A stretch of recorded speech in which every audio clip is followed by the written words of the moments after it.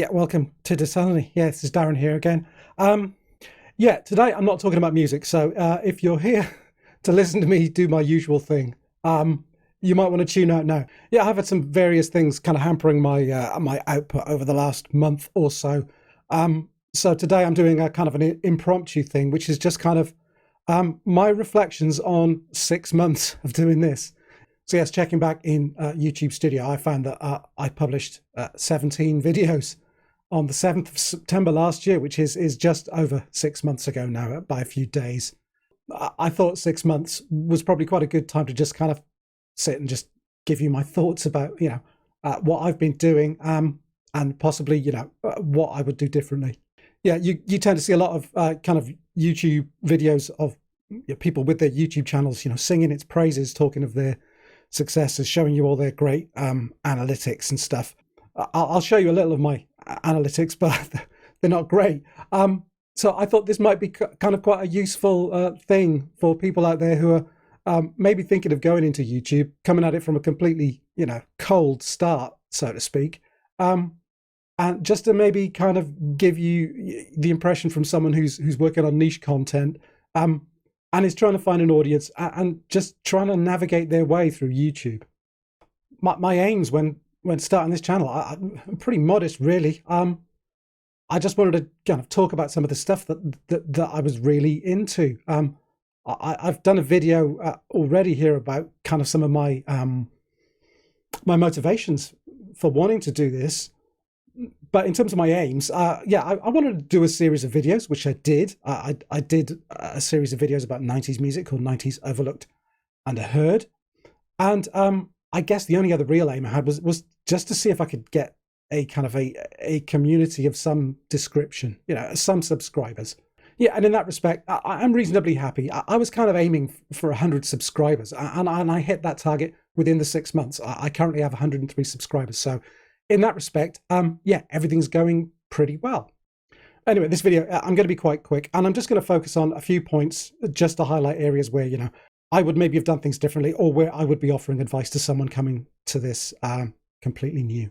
So my first point, yeah, and it kind of ties into that, those 17 videos I published on the 7th of September last year. At the time, I was reading varying kind of advice about, what was the best way to kind of kickstart your channel. Some people said, make sure you have, some content up, not just one video, because people might watch a video and then want to kind of watch some more of your stuff. So there was various advice going around about whether this was a good or a bad thing to do, but it kind of made sense to me. So I had a kind of a extended period of kind of recording videos through the summer, and then I released this big kind of tranche of videos, if you like. Yeah, this was really bad advice. Don't do it. You need to be able to respond to how people view your videos. And by uploading this huge body of work, this doesn't really give you the opportunity to do that. Yeah, there is extra content for people to click on your channel if they want to view stuff. But if you're getting things wrong, if your videos aren't engaging, then they're not going to look at that. And you're just going to end up with fairly kind of dead, stale content from day one. Yeah, I think a handful of videos is great, but don't do as many as I did. Yeah, it's counterproductive. Yeah, I'll flash up some of the analytics. Yeah, I'm not proud. I'll show you of some of these videos. The worst performing video on the channel is my 90s Overlooked and Heard video about Disco Inferno and their 5 EPs album. Yeah, this has had only 8 views in that entire period. Less than half an hour's watch time. I mean, the video is nearly that long anyway. And 0 likes. And on the other hand, maybe some of the success stories. Certainly the list of alternative guitarists. That's the kind of thing that really caught people's attention. I got over 1,000 views on that. I'm very happy with how it worked out. Lots of watch time.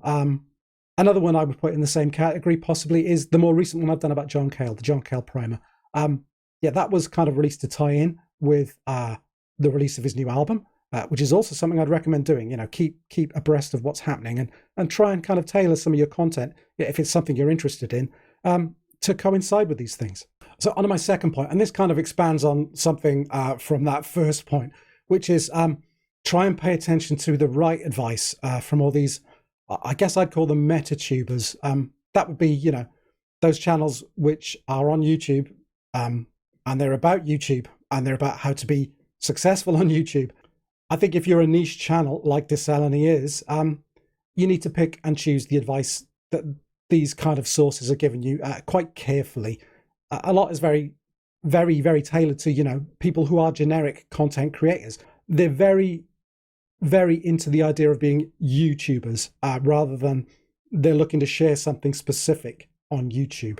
And I'm not saying this is a bad thing. If this is you, that's absolutely fine. It's just not me. I'm in this to directly talk to people and share my passion for my niche, for the music, the type of music I love. Anyway, yeah, a lot of these kind of meta-tubers, you know, these YouTube channels about YouTube, they are a great source of information for lots of stuff. But yeah, pick and choose carefully. I find them particularly useful for things like, you know, trying to understand maybe elements of the algorithm. Certainly understanding what some of the analytics mean, which are the useful ones for you to look at. But more importantly, yeah, they're a goldmine for things to do with the technical side of stuff. So you will find lots of things about editing hints, things about how to deal with descriptions, tags, keywords. You know, these are things which I got wrong early on and had to change a lot of my titles, for instance, because they just weren't showing up in searches. Yeah, these channels have a lot of great advice, but you don't need to pay attention to all of it. So yeah, leading on from that, my third point would be, yeah, learning how to put together your videos better. This is, again, one of those reasons why you shouldn't do a huge number of videos to start with, unless you're, you know, super confident that you've got everything, you know, nailed down. Pacing and cutting is vital. I've learned this the hard way. But at the same time, that doesn't mean that you suddenly have to kind of start catering for people with shorter attention spans by making short videos. Yeah, YouTube Shorts, TikTok, that kind of thing is out there. But, you know, my tendency personally is to just kind of go on a bit. And it's not something I can really give too much ground on. You know, if you're trying to fit a pint into a half-pint glass, you know, you're going to either leave people thirsty or you're going to end up with very, very wet carpet. So, yeah, in that respect, you know, whatever length of video you're making, good, snappy editing really helps move things along. Add in interest, you know, add in B-roll, images, videos, you know, extra visual stuff. It all helps. Get some movement into your shots, you know, to try and break up these kind of static, boring things, possibly. Yeah, there's a lot you can learn about editing, which will, I think, you know, improve your videos. Yeah, fourth point. Yeah, just listen. It really helps to have someone, you know, someone at your back, someone who watches a lot of stuff maybe on YouTube, someone who knows what you're talking about, who can give you feedback and will give you the right feedback as soon as possible. You need that, and you need to listen to it. It doesn't mean compromising, you know, your vision or whatever it is that you're trying to do, but it will certainly help you avoid pitfalls, mistakes, bad practices quicker than you might do otherwise. I got some advice from a few people early on that maybe my stuff was looking a bit static and I needed to up the pace a bit. And I also got some very useful advice about thumbnails. Someone said, your thumbnails, they all look the same. This would be the ones for the 90s Overlooked Underheard series. And they were exactly right. That was very true. You're thinking from your perspective, whereas someone just scrolling through a bunch of your thumbnails would say, have I seen this one? I don't know. Yeah, that's something that I've certainly tried to take on board and I've tried to work on ever since. And I guess my fifth piece of advice, just do it. If you want to do it, do it. Don't prevaricate. Don't wait until you've got, you know, all the best equipment. I'll show you a clip of just, you know, my setup without me sat in it. There's not a lot to it really. It's a mid-range laptop, pretty cheap webcam. It does go up to 2K, but that's as good as I need for what I'm doing. An action cam, a very cheap little action cam, just for shooting B-roll and stuff like that.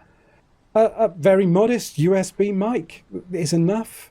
You may need to do something about lighting. I just use a really cheap ring light. It didn't cost me much at all. Don't think that the technology is a barrier. You can do this with the minimal of outlay. Yeah, I certainly ended up putting things off for quite a while because I was thinking, I'm not prepared to do this.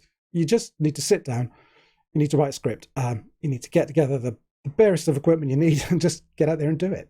Yeah, and that's it for today. Yeah, it's been 6 months, so I thought I would do this. The other reason I'm doing this is I'm kind of getting over COVID, so I haven't had much chance to do much else. I certainly haven't felt like preparing too many notes, so I'm working from the barest of notes for this video, and I just thought it was a good time and a good place and about all I could manage to talk about how things had been going for me on YouTube in the first 6 months of the channel. I'm sure there are people out there like me, you know, their channel isn't a rip-roaring success. They're not getting thousands of views with their first couple of videos.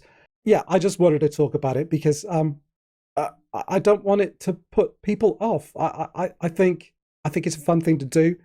I think if you persevere and you listen, you can you can see the improvement in your content, and hopefully you'll see the improvement in your analytics as a result of that.